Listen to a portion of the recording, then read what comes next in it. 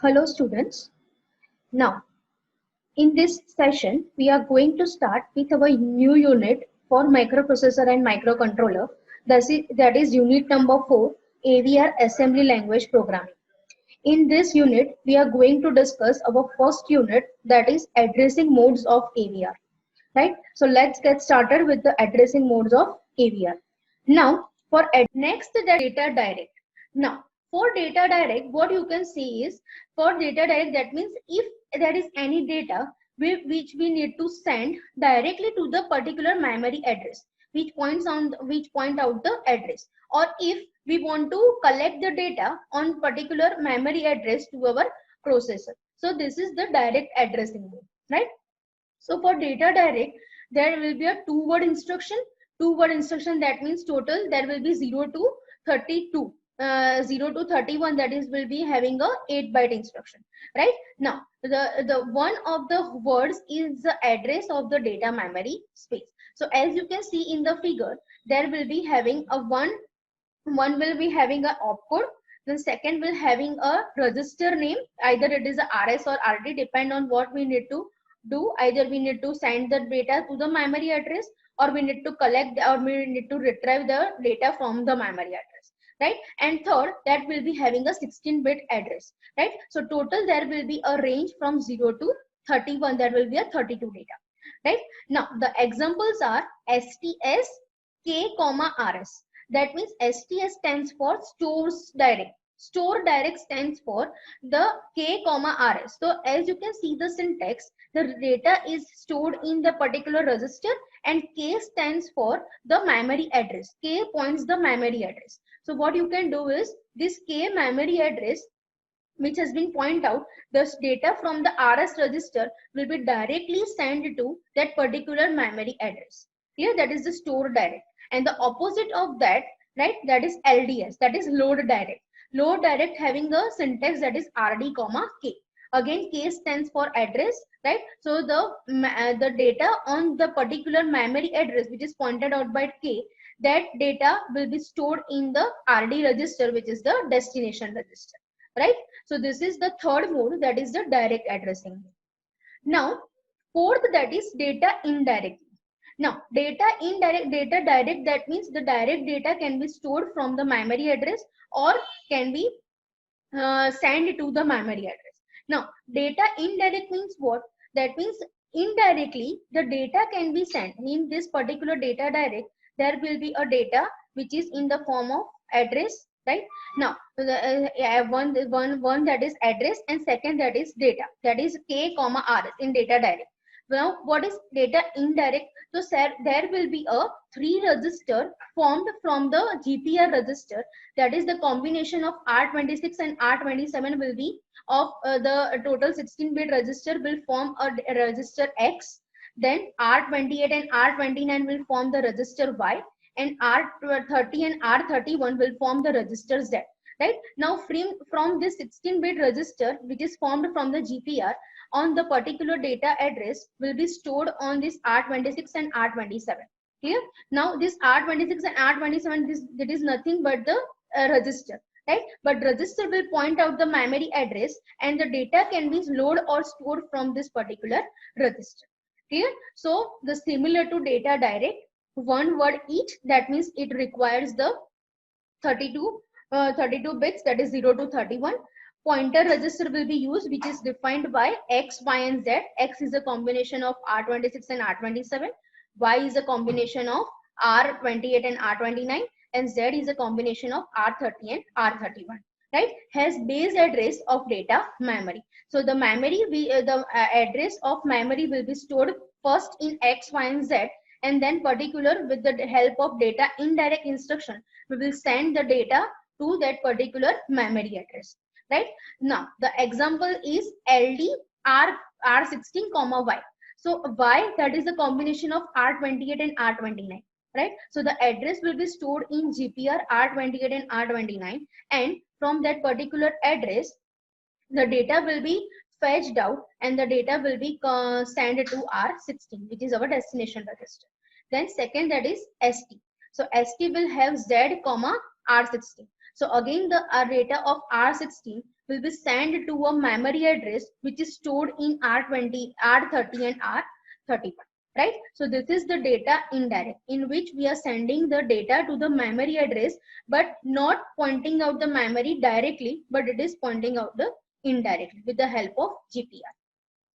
Then this is again a one part of data indirect with displacement, right? So if we want to let's say if the data is on our 2000, but if we want to send the data at the particular data on 2005, right? So what we can show is we cannot implement each and every bit incrementally, right? So without incrementation, what we can do is we can use this data indirect with displacement.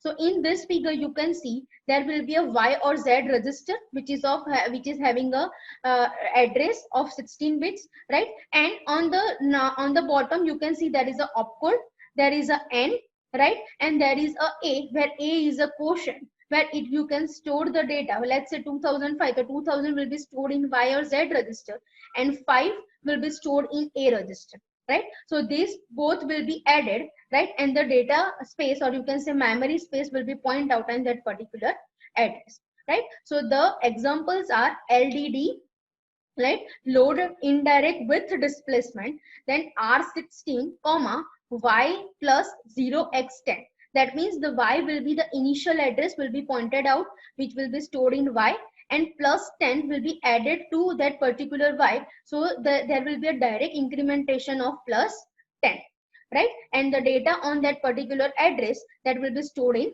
R16. Then similarly STD, that is stored indirect with displacement. So again, it will have an opposite in syntax of LDD. So Z plus 0x20, comma R16.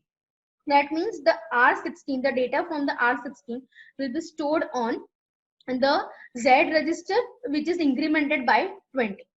Clear? Right? If we want to use this with direct, then it is okay. If we want to use this, then it will be RD plus X plus, right? That is RD with post decrement. There will be a decrement of one instruction. And LDD, so LDD will have a Y plus Q. There will be a indirect with displacement. Yeah, so this is the basic syntax, and the above two are the examples of data indirect with displacement. Then data indirect with pre-decrement. So pre-decrement, that means there will be a, first of all, the address will be decremented first, and then the data from the source register will be stored onto this particular register, right? Or if we want to store load the data, then the first it is decremented first, and then the data can be data of that particular decremented value that can be stored on the register. So examples are ST minus Y comma RS, or LD RS RD comma minus Z, right? There will be either Y or Z register. Now next, that is post increment. So the data with the increment register. So Z plus, that shows that the first of all the memory is incremented, and the data from that particular incremented address that will be stored on the destination register. Or if it is a ST, then ST, that the source register, that is the data from the source register, will be loaded on Z plus. Z plus, that means the memory address is incremented by 1 first, and then it is loaded on that particular address. Clear? So this is the post increment and pre-decrement for data indirect. Now last addressing mode, that is the code memory addressing. So as we have studied in lab chapter 3, that is the AVR follows the Harvard architecture. So Harvard architecture, that means what? That the program memory is different and data memory is different. So the previous addressing modes till 4 we have seen, that is for the data memory. How the data can be stored on the memory, on the register. There are the various addressing modes. Now these addressing modes is particularly for the code addressing memory. That means if we want to store any code, all right, in the code memory, then what is the examples? So there are basically two examples, LPM and SPM. That is load from program memory and store to program memory. So if we want to restore the memory address to memory, then we can use the load from program memory, right? And if we want to retrieve that particular data from the memory, then we can use SPM, that is store from program memory, right? And as you can see in this figure, for this code memory, only a Z register will be used to point out the memory address, right? And the program memory is again a 16-bit. So the first bit, right, the first LSB bit will be used to identify either the data can be moved from the lower 8-bit of the memory address, or the data can be retrieved from the one. If it is a 1, then the data can be retrieved from the higher bit of the memory address. Clear? Now, next, that is indirect program addressing. So indirect program addressing, that having the example of iJump and iCall, right? So iJump, that means indirect jump.